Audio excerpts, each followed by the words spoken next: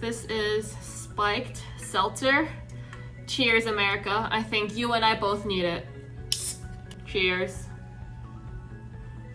So I went to my first ever political rally in life. I'm usually not super aware of this kind of stuff. 8 years ago when Donald Trump was in Pennsylvania and I was in Pennsylvania, I didn't know the rally happened until like 2 days later when it was all over the local news. I was like, huh? This summer, I moved to Houston. I was just scrolling on Instagram and I came across this ad. It says, Kamala Harris is coming to Houston. Out of curiosity, I clicked on the ad and indeed, she was having a rally in Houston. So I RSVP'd, and that was the first time that I went to a political rally. Here's how that day went. Hello Houston, Winnie here, and I am heading to my first ever political rally, and that is Kamala Harris. Yeah, oh. I knew that parking wasn't gonna be a nightmare. Parking was already gonna be a nightmare with any other event. With Kamala, with the election, I just felt like there would be a lot of people and emotions, so I wasn't gonna get in the middle of that. I went with my boyfriend and my cousin. Out of 3 of us, only one could vote.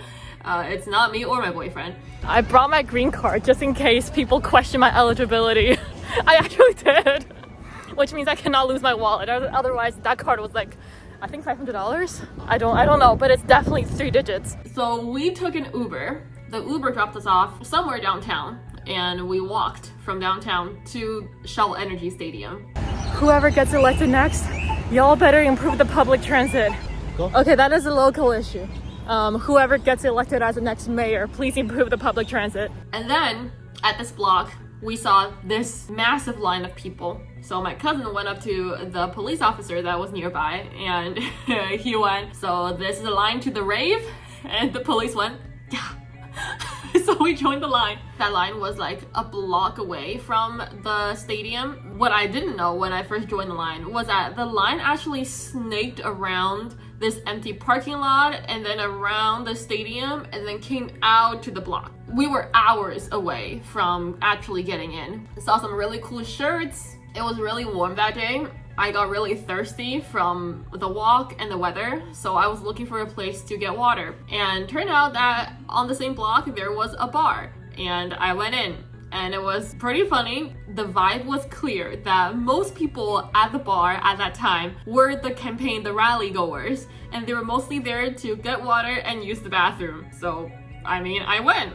In fact, while I was in line, I went 3 times to get water for myself, to get water for my boyfriend and my cousin, and to use the bathroom. While we were in line, it was getting darker, and there was one instance in which everyone ahead of us were cheering and pulling their phones out. I was like, what is happening? I thought Kamala was walking into the stadium. It was Colin Allred. But I didn't know that, because I'm a new immigrant who was super uninformed politically. I just saw everyone cheering, and then I saw the bodyguards, and I saw this man just walking into the stadium. Meanwhile, me and my boyfriend, we just stared at him.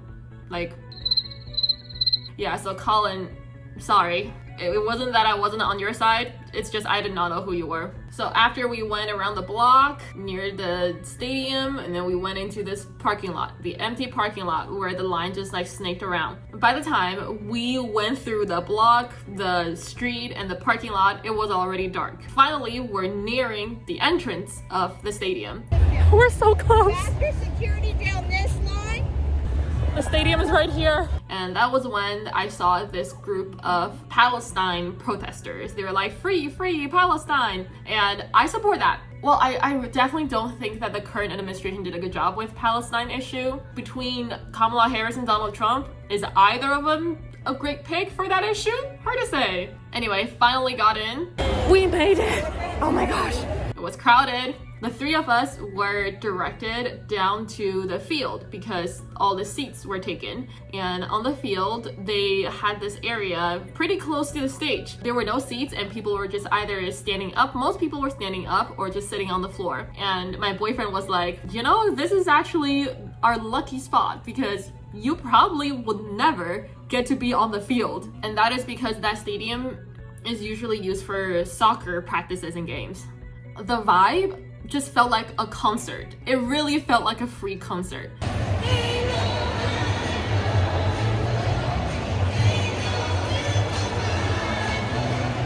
The people who got in before us got like a wristband that lit up. So as the DJ was playing different songs, you could just see that the audience, the lights were shining, flashing, twinkling, and the songs that they picked were super lit. It almost felt like a college basement frat party that was finally legal. The theme of the campaign was reproductive freedom. I support that. I am part of the pro-choice generation. However, I feel like that was kind of almost like a low-hanging fruit for her. Abortion seems to be the easy issue here because the solution is very clear-cut.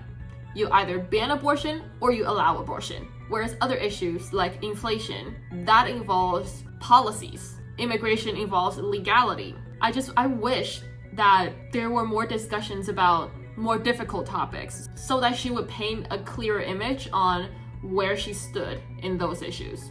We could just look her up online. But of all the people that went there, I doubt that everyone had done the homework to look everything up. She invited a lot of speakers, and all the speakers had some personal connections to the overturn of Roe v. Wade, and all the speakers were absolutely amazing.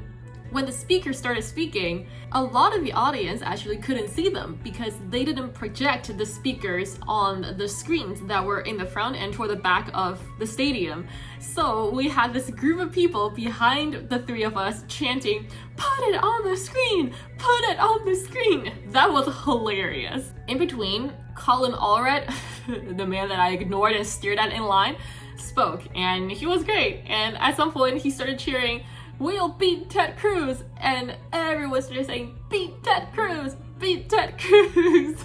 I gotta say though, the logistics, the accommodation could have been a little better for a large-scale event like this. I was hungry. I was debating when to get food. I was like, oh, maybe after this speaker, but this speaker's really good, maybe the next one. So finally, when this girl called Andrea was speaking, I decided to leave and get food. Sorry, Andrea, I'm sure your talk was amazing.